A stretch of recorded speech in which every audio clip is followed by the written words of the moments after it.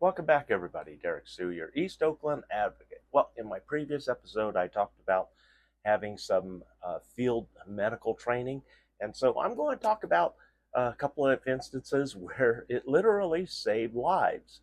And it came in handy for myself because back in 2003, I had a boating accident and literally cut off my end of my finger here, and I had to save myself because we were out on Lake Sonoma, and this was just after the Fourth of July weekend, so we were going into a new week.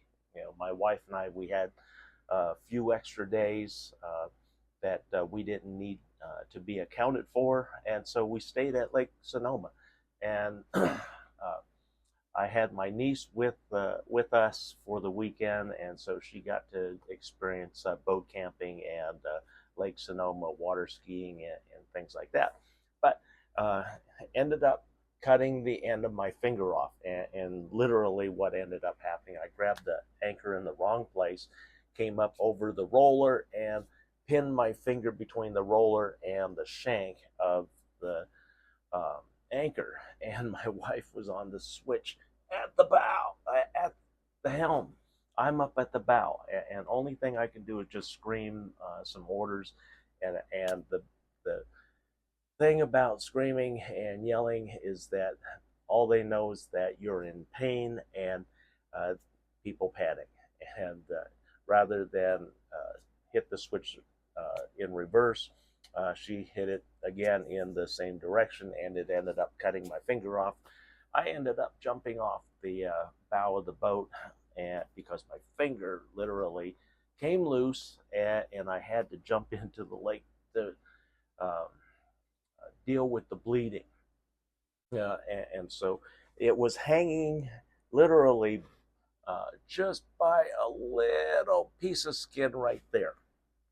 Literally, it was about an eighth of an inch. It had sheared the bones, nerves, everything.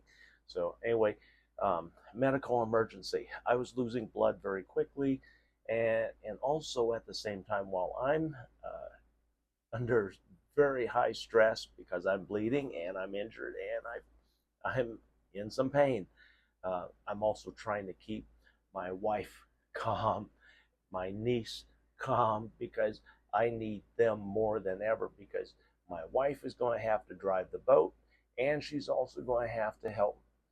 She's going to have to load the boat on the trailer and drive the trailer and truck, which she's never done.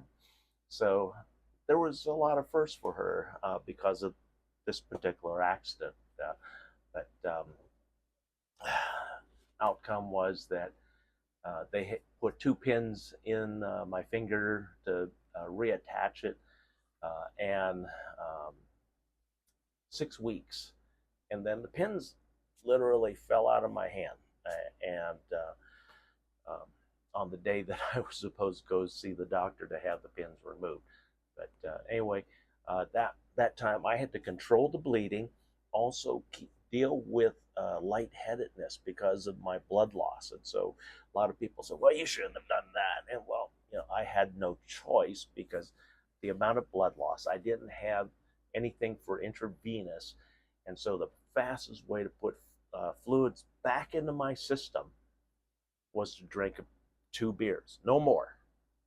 2 beers was the maximum that I could get the fluids into my system and keep myself from blacking out. So if you ever are in that position, the downside is that medical attention is going to be greatly delayed because of that, because you have alcohol in your system and they cannot operate until all the alcohol is out of your system. So while the accident happened at 11:30 in the morning on a Monday, I didn't get into surgery until 1 o'clock in the morning on Tuesday. So it was a while, but I had to control the bleeding, also stay coherent enough so that I can instruct my wife how to drive the boat, how to drive the truck, and some things to watch out for, because if you've never driven a truck that big, along with towing, a 26-foot boat on a 35-foot trailer, yeah, it can be quite challenging if you've never done it. And then another instance, which I was on a job site when this accident occurred, and it was on a secured site, and the products were for the NASA space shuttle program. They're doing experiments, and so all of these components were being made in a factory for that particular project. And unfortunately, some people don't follow the safety rules when they're supposed to, and that's what ended up happening here. I was on site installing CNC machinery into this factory, and these are all brand new machines that I was putting in, but the accident occurred on an older machine, and on with a person who knew better than to be doing what he was doing. But what happened was he was wearing a glove, and this rotating blade got hold of the glove and pulled him in, and it's a slicer, and it sliced him literally from the center of his hand, because that's the first thing that hit the slicing wheel, and then it just went right down his arm. It's, if you're not used to seeing something like that, most people would pass out. In fact, we did have some people pass out. They actually ran out of the room. I didn't know about it. It was another person who came and ran to come get me, because they knew I had some medical training. And this particular site, they didn't have any medical training. They didn't have any emergency procedure, no SOP, standard operating procedure, in the event of an emergency. In fact, this person, by the time I got to them, they had lost a tremendous amount of blood, and everybody was doing everything wrong. And as soon as I saw what was going on, I took the belt off of my pants, wrapped it around his arm, his upper arm here, wrapped it, and then put a bar in there to twist it extra tight to cut off the blood circulation, because that's where he was literally going to bleed out before the ambulance could arrive if I had not done that. Because what they were doing everything wrong. They sat this person on a chair upright, so that his heart is literally pumping the blood out of his arm. And I had them lay him down flat, raise the arm up, also turn him on his side so that the arm is high as possible, and then put the belt on as tight as possible, putting that bar in there, and then twisting it tight to cut off the circulation. And by the time the paramedics got there, which was incredibly fast, it was less than 10 minutes, and even they said, who's the paramedic here? Who knows how to do this? And said, you saved the guy's life. And that person, the victim, who was a victim of his own stupidity, he was out for nearly 6 months. He nearly lost that arm, also nearly lost his life. And if it wasn't for myself doing all the right things to control the bleeding and keep him alive, so that paramedics can get there and assist and getting him to the hospital. And so those are two examples where medical training came in handy.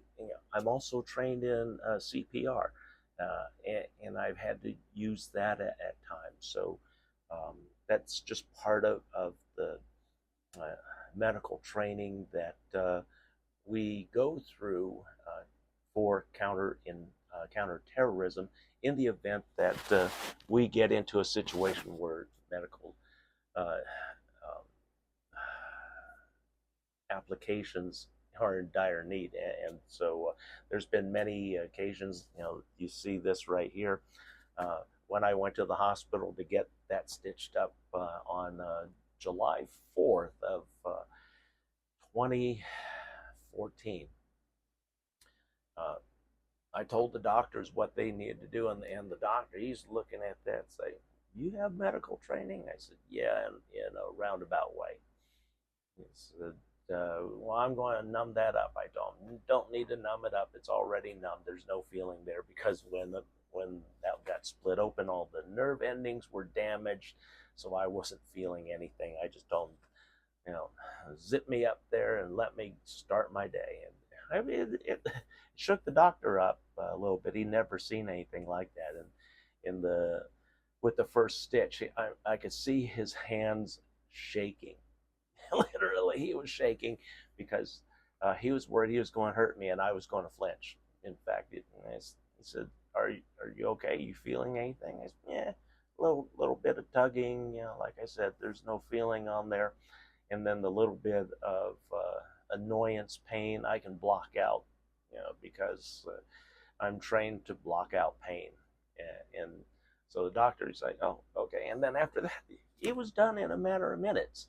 Once we got past the first stitch, and it took 4. I told him it was going to take 4, and like I said, he was amazed that I knew as much as I knew about his job and what it entailed. So anyway, folks, I encourage you to at least take CPR. You never know when you might be able to save a life, or it could be a loved one that suddenly has a medical emergency, and could you respond to that emergency?